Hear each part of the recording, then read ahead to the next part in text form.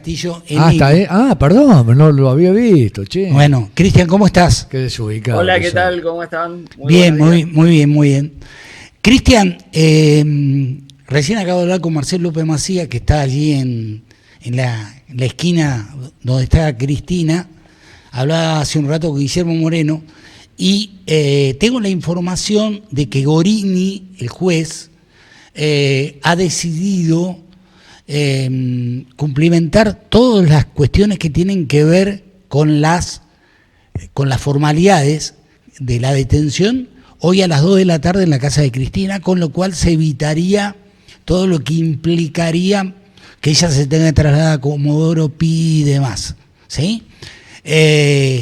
La concentración de los distintos sectores se haría de la misma manera, pero lo que no habría es la movilización, y me parece a mí que si realmente esa es la intención, está muy bien. No sé qué pensás vos al respecto. Te adelanté mi opinión y no corresponde, pero digo, ¿qué opinás vos? Bueno, esta versión la escuché en un canal de cable. Veremos si se concreta o no. En tal caso, los convocantes de la movilización originalmente dirán qué es lo que ellos creen que hay que hacer. A mi entender, debería mantenerse una movilización numerosa. Sí. Para, más allá de que le den la domiciliaria, que sería lo que corresponde. No, la concentración se mantendría. ¿Sí? Nosotros creemos que debería haber movilización. Que habría que marchar a Comodoro Pi. O a Comodoro Pi o a donde se corresponda para marcar la... Sí, yo también. La oposición al fallo proscriptivo más allá de la domiciliaria, ¿no? Sí. Porque hoy tuvimos primero la resolución de Luciani y Mora, los dos fiscales, contrarias a la domiciliaria, que expresa al menos el sentir de esta parte del Poder Judicial para tratar de humillar a Cristina Fernández y de esa forma imponer un disciplinamiento económico, un disciplinamiento social y político a todo el mundo, ¿no? Sí. Porque recordemos que no hay ninguna mujer en el sistema penal argentino de más de 70 años que esté en prisión efectiva. Por ende, resulta insólita la resolución de estos dos fiscales, de Luciani y de Mola, pretendiendo que Cristina vaya directamente a la cárcel y no pueda tener la domiciliaria. Ahora, después de conocida esta resolución... Perdón, digo algo, Cristian, te interrumpo. Digamos que tanto Luciani como Mola, pero sobre todo Luciani, han mostrado cierto interés particular para que lo de Cristina termine de esta manera, ¿sí? Así que no nos sorprende. Ya son parte de los fiscales y jueces amigos de Macri, claro, que intervinieron en toda esta causa, porque no nos olvidemos de los que iban a jugar al tenis a la Quinta de Olivos con Macri, cuando él era el principal adversario político de Cristina Fernández, o de los que iban a jugar al fútbol a los Abrojos, también con Mauricio Macri a su quinta.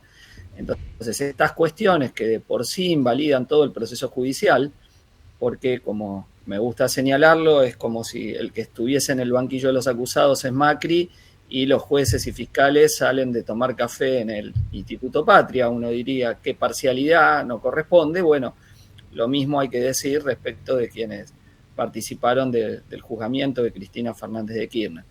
Entonces, digo, la arbitrariedad, la parcialidad, el condicionamiento de todo el proceso judicial creo que es efectivamente muy, muy claro, porque si no, estos jueces deberían haberse excusado, deberían haber dicho por mi relación con Macri no corresponde, y lo peor que la Corte cuando saca su fallo dice, no, esto no tiene nada que ver, no nubla la objetividad de los jueces. Bueno, esto es verdaderamente insólito, porque cualquier persona que toma en cuenta este argumento se da cuenta que es totalmente claro y que no correspondería ningún juez relacionado con Macri, o los que estuvieron en el caso del Lago Escondido y también intervinieron en todo el proceso judicial, ¿no?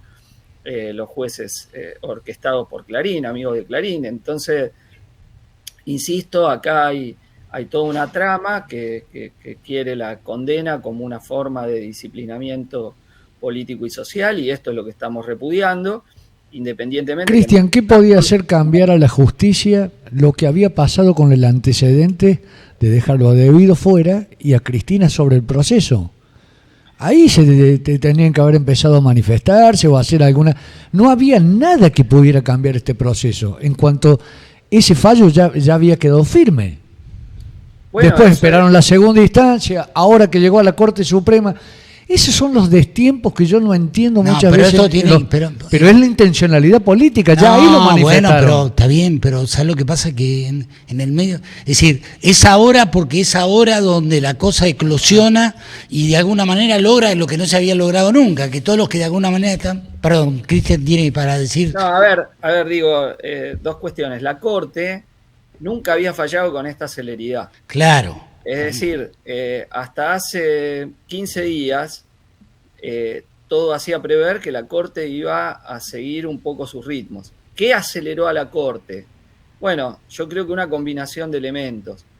Primero, el fracaso en ficha limpia, ¿no? Al no salir la ley de ficha limpia, claro, el camino de la Corte es el que ordena, en parte, Marco Rubio desde Estados Unidos, cuando dijo Cristina ya no puede entrar y esa es la dirección, los comunicados del AmCham, la cámara que reúne a las empresas norteamericanas acá, la AEA, la Asociación Empresarial Argentina, controlada por Techin y Clarín, y bueno, y el intento de que de esta manera consolidar una eventual victoria o facilitarle una eventual victoria electoral al oficialismo y una posibilidad de recomposición del peronismo con algún referente que le sea más directamente confiable.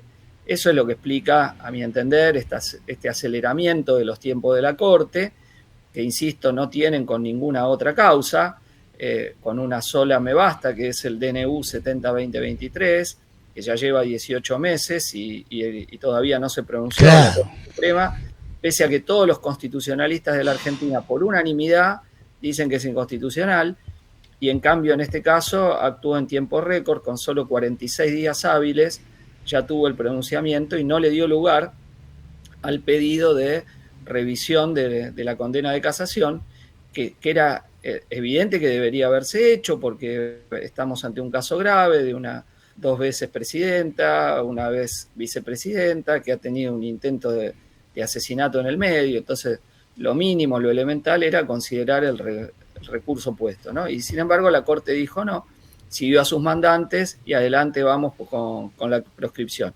Y esto lo digo desde una posición que es de alguien que es opositor a Cristina Fernández, como yo, como hemos sido del Frente de Izquierda en sus gobiernos, o que tampoco hemos tenido ninguna coincidencia con la política que ha seguido bajo el gobierno de Milei, pero no hay que tener afinidad política con ella para repudiar este fallo proscriptivo y todo lo que está asociado con esta política de disciplinamiento, insisto, político y social, que está llevando adelante yo creo lo mismo que de la clase dominante, ¿no? Yo acá me está escribiendo el Pelusa Luque, y que es un oyente destacado nuestro, Cristian, pero y lo que piensa Cristian, sería un grave error suspender la movilización aún aprobada la domiciliaria. Quieren evitar la demostración de fuerza y todo lo que significa militancia, ¿sí? Bueno, y hace una referencia a Vox, que después la leemos. Coincido obviamente con Rodolfo Luque. Yo creo que debería hacerse. Bueno, igualmente dependerá esto de lo que digan, en primer lugar, los sectores convocantes. Y bueno, nosotros vamos a participar, todavía esto no ha sido... Te iba a preguntar eso, me parece genial que lo hagan. ¿Sí? Vamos a hacer una columna independiente. A nosotros no nos gusta la consigna convocante, Argentina sin Cristina, porque implica un alineamiento político, claro, de apoyo democrático. Nos hubiese gustado que la convocatoria sea más amplia, con un no a la proscripción o algo que englobe tanto a los partidarios, obviamente, de Cristina Fernández, que es lógico que sean los primeros interesados en la movilización en hacerlo, como a quienes no somos sus partidarios políticos, ni vamos a tener acuerdo electoral con ella, pero queremos repudiar activamente el fallo proscriptivo que se ha hecho y que creemos que hay que derrotar con la movilización. Hoy algunos dirán, bueno, pero no pueden volver atrás. Bueno, a ver, con el fallo del 2x1 la Corte tuvo que volver atrás de alguna manera y creo que hay que demostrar, el repudio enorme a este fallo para que den efectivamente, en primer lugar, la domiciliaria sin ningún condicionamiento, pero más en general, el fallo este es escandaloso, Sí. es verdaderamente un bochorno, es un hecho de proscripción política que se suma a todas otras medidas de autoritarismo de este gobierno, persecución a los movimientos piqueteros, en particular a los compañeros del Polo Obrero, represiones en las marchas, donde han herido a numerosos manifestantes. En lo que va de este año hay tantos heridos y detenidos en manifestaciones como en todo el año pasado. Digo, para que veamos la magnitud de lo que es la represión de Patricia Bullrich. Y eso que el año pasado fueron duros, ¿no? A un compañero mío. ¿Y qué hacemos con los delitos? ¿Cómo? ¿Qué hacemos con los delitos? ¿Cuáles? Y no sé, lo que bueno, entiende la Corte. Está bien, pero no están. Me estoy refiriendo a detenidos. Sí, pero si los reducimos únicamente a la política de qué hacemos con los delitos, ¿qué Bueno, queda pero, para vos, para mí? Bueno, pero la causa, esta causa no tiene. Me refiero a que ha habido en este año heridos y detenidos en manifestaciones, o sea, no en hechos de tipo policial, sino que han ejerciendo una suerte de estado de sitio y prohibición ilegal de manifestarse, en particular los días miércoles con los jubilados, pero también en otras protestas. Este gobierno está incurriendo en un crecimiento del autoritarismo, junto con el gobierno a veto limpio y a decreto limpio, ¿no? Y cuando no le alcanza, compra de votos, como vimos el año pasado, cuando compraron al senador Cuéllar para aprobar la ley bases, cuando los votos no le alcanzaban, necesitaban uno más, y ahí fueron las valijas de dólares. Y sin embargo, digo, la justicia ahí parece que no se enteró que Cuéllar está detenido con una valija de $200.000 y un poquito más, en realidad, en Paraguay, y no investigaron nada. No investigaron con quién se comunicó Cuéllar antes, cómo fue que cambió de posición. Primero no iba a firmar dictamen, después lo firmó, luego terminó votando a favor de esa ley. Y bueno, y son todas estas cuestiones donde la justicia parece que no escucha, ¿no? Parece que no se enteró que a Pablo Grillo le dieron con una granada de gas en la cabeza, y acá no ha pasado nada, ¿no? O a mi compañero Matías Aufieri, que le quitaron un ojo ya en febrero del año pasado. Si ahí hubiese intervenido raudamente la justicia para parar la locura de Patricia Bullrich, quizá hubiésemos evitado lo de Pablo Grillo, ¿no? Y lo de tantos periodistas y fotoreporteros que son una de las víctimas fundamentales de la represión policial de la Gendarmería y de la Prefectura, comandada por Patricia Bullrich. Tenemos un chat que en algún aspecto te lo comparto esto, Cristian, porque la vida de los argentinos funciona así, es decir, no, sin grises, ¿sí? Nosotros hacemos periodismo, hablamos con Guillermo Moreno antes de hablar con vos, ahora hablamos con vos y festejamos y saludamos las decisiones que va tomando la izquierda. Eso Margarita. No nos hace ni troquistas, ni del FIT, simplemente tenemos respeto personal. Exacto. Por las personas. Digo, muchachos, sean un poco más tolerantes, la cosa no es blanco-negro, ¿eh? Es cierto. La cosa no es blanco-negro. Se lo digo, tengo un chat gigante, por esto te lo estoy, y nosotros le damos participación. El tema es que tenemos que aprovechar la participación, le digo a nuestros oyentes, al chat, como para tratar de sumar, no para tratar permanentemente de ver qué hacemos para confrontar y pelear, ¿sí? Perdón, pero creo que este es uno de los males que tiene la política también, ¿sí? No encontramos consenso, no somos capaces de encontrar consenso, ¿sí? Bueno, no sé lo que decía el chat, pero... No, que es decir, que me dice Trombetta, le decís tenés razón a Moreno, después habla con Cuño. Y decir que tenés razón con Cuño, a todos que le tenés razón. No, yo no le dije ni a Moreno ni a Cuño que tenía razón. No, pero ahí el chat te pone en ese lugar así. Pero, es decir, estamos dando participación a todos. Y después hablamos con Margarita Stolbizer y después también. Entonces te quiero decir, obviamente hay una pluralidad de voces, hablamos con D'Alessandro, que es diputado de La Libertad Avanza, hablamos con todos los sectores. Es decir, además vos que conocés de esto, sabés el laburo que cuesta. Es decir, tratar de armar una cosa así para que se hagan. Tenemos la ventaja de que, bueno, el streaming funciona, entonces la gente quiere participar. Pero digamos, no sean malos porque no está bien, ¿sí? Pero no por nosotros, lo digo por todos. No lo digo por mí, ni por el chat, ni por el programa, ni por nada. Digamos, tenemos que ser más tolerantes los argentinos con el otro, ¿sí?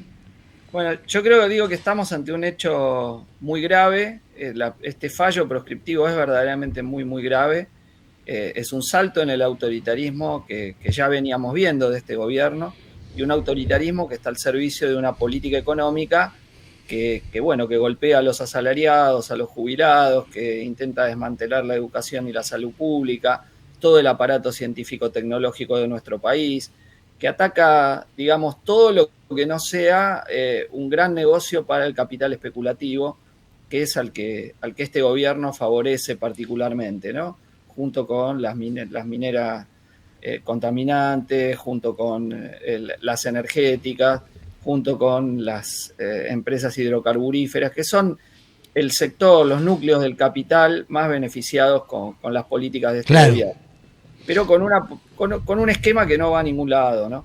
Que a pesar del pulmotor que recibió de 20.000 millones de dólares por parte de Trump, sigue con un riesgo país en 688 puntos, es decir, altísimo, y con una visión de que la situación no cambia para mejor. La gente labura cada vez más horas, pluriempleo, y la plata no le alcanza.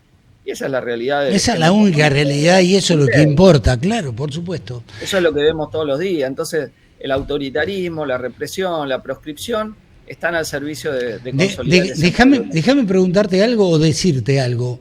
Tengo entendido que ya se ha oficializado el hecho de que vamos a otorgarles pensiones a discapacitados y a soldados, a ex soldados israelíes que vengan a la Argentina, ¿sí? ¿Qué reflexión te merece el tema? No tenía noticia de eso, pero me parece otra más de Milei, ¿no? Otra más de Milei. Pero le estamos negando el 7,2 de aumento a los jubilados y le damos pensiones y jubilaciones a los ex soldados israelíes para matar. Las pensiones a nuestros discapacitados. Claro, digamos, sí, es una locura. Te lo digo para que lo tomes el tema, ¿eh? Tomalo. Hace 2 semanas pudimos lograr aprobar la emergencia en discapacidad, la media sanción, que esperemos que el Senado le dé sanción y poder derrotar el veto, ¿no? Porque por el gobierno, cada discapacitado, cada discapacitada que se arregle como pueda, y sus familiares que se arreglen como puedan. Bueno, son una expresión de crueldad extrema con quien tiene una necesidad. Bueno, aparte de eso, digo, lo tenemos que revertir con la movilización, y tenemos que ver que la pelea contra la proscripción está ligada a la pelea contra el ajuste de este gobierno y el FMI. Abrazo, gracias. Un abrazo para ustedes. Hasta Chao, luego. adiós. Chao, mañana vamos a hablar de Roxana Tropich, ¿sí? Ella